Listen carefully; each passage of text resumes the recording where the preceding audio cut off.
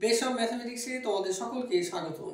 আজকে পরিমিতির যে অঙ্কটি করব সেটি হলো একটি আয়তাকার জমির ক্ষেত্রফল 500 বর্গমিটার, জমিটির দৈর্ঘ্য 3 মিটার কমালে এবং প্রস্থ 2 মিটার বাড়ালে জমিটি বর্গাকার হয়।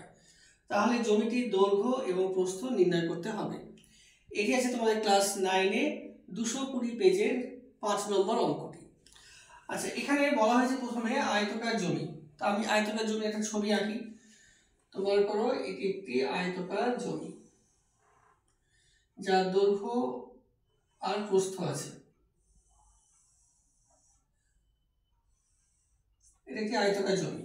এখন এই আয়তাকার জমি সম্বন্ধে কি বলা হয়েছে একবার দেখে নাও। প্রশ্নে বলা হয়েছে আয়তাকার জমির ক্ষেত্রফল 500 বর্গমিটার।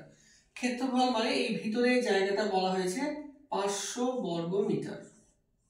এটা 500 বর্গমিটার এটা বলা আছে। আর কিন্তু আয়তাকার জমির কিছু বলা নেই। এর পরের লাইনে বলা হয়েছে জমিটির দৈর্ঘ্য, মানে এই জমিটির দৈর্ঘ্য তোমরা জানো যে বড় বাহুটা দৈর্ঘ্য হয় আর ছোট বাহুটা প্রস্থ হয়।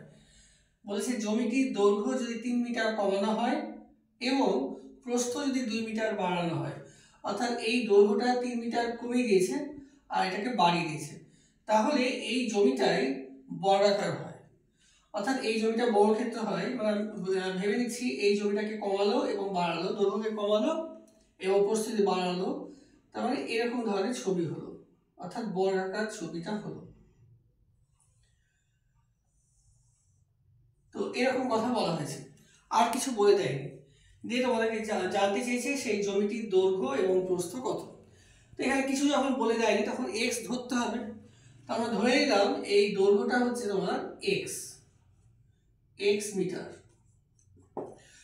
এখন ক্ষেত্রফল বলেছে 500 বর্গমিটার আর দৈর্ঘ্য ধরলাম এক্স মিটার। তাহলে ক্ষেত্রফলকে যদি আমরা দৈর্ঘ্য দিয়ে ভাগ করি তাহলে প্রস্থ পাই। তাহলে এই প্রস্থটা হবে 500 বাই এক্স মিটার। তাহলে আমরা এই আয়তাকার জমিটির দৈর্ঘ্য এবং প্রস্থ পেলাম। এবার বলা হয়েছে যে এই দৈর্ঘ্যটা যদি 3 মিটার কমিয়ে দিই, তাহলে দৈর্ঘ্যটা যদি 3 মিটার কমাই তাহলে দৈর্ঘ্যটা হচ্ছে তোমার এক্স মাইনাস 3 মিটার। আর প্রস্থটা বলা হয়েছে 2 মিটার বাড়ানো হয়েছে, তাই প্রস্থটা হয়েছে 500 বাই এক্স প্লাস 2 মিটার। কিন্তু এতে করে জিনিসটা বর্গাকার হয়েছে, অর্থাৎ এই বাহুটা আর এই বাহুটা নিশ্চয়ই সমান হয়েছে। তাহলে আমরা বুঝতে পারছি যে এক্স মাইনাস 3 সমান 500 বাই এক্স প্লাস 2 বলতে পারি।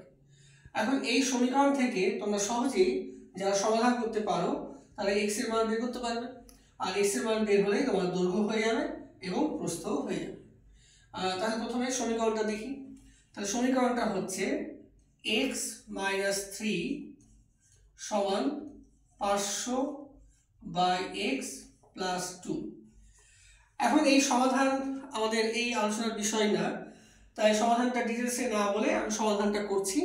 যখন আমরা সমাধান আলোচনা করবো তখন সমাধান ডিটেলসে আলোচনা করব। আমি ধরে নিচ্ছি তোমরা সমাধান এর আগে করেছো, তাই এবার করি। তো তোমরা জানো এখানে এক্স মাইনাস 3, এই 2 এদিকে নিয়ে আসছি, তাহলে মাইনাস 2 সমান 500 বাই এক্স, বা যোগ করে দাও এক্স মাইনাস 5 সমান 500 বাই এক্স।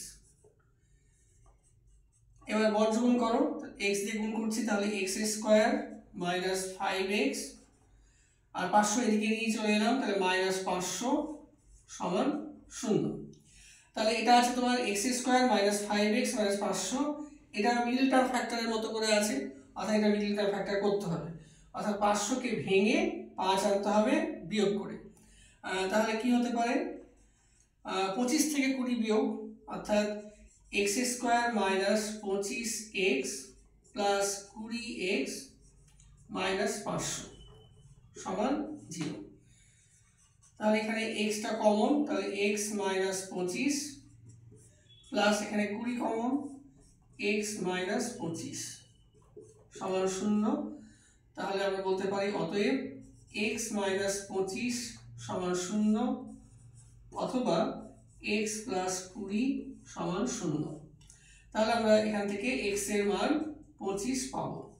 আর এখানে x এর মান তো -20 হচ্ছে, তো x এর মান তো -20 হতে পারে না, তাহলে x এর মান 25ই ধরতে হবে।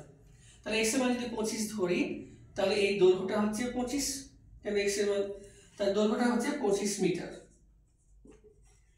আর প্রস্থ কত হবে? এই 500 কে x দিয়ে ভাগ, তাহলে 500 কে যদি আমরা x মানে 25 পেলাম, তাহলে 25 দিয়ে ভাগ করে দাও, তাহলে 25 দিয়ে ভাগ করলে হবে 20 মিটার। তাহলে এভাবে আমরা সেই আয়তকার জমিটির দৈর্ঘ্য পেলাম 25 মিটার এবং প্রস্থ পেলাম 20 মিটার। তো এইভাবে আজকে এই অঙ্কটি আলোচনা করলাম। আগামী পর্বে এরকম ক্লাস 9 এর আরো একটি পরিমিতির অঙ্ক নিয়ে আলোচনা করব। তোমরা দেখে থাকো। Thank you.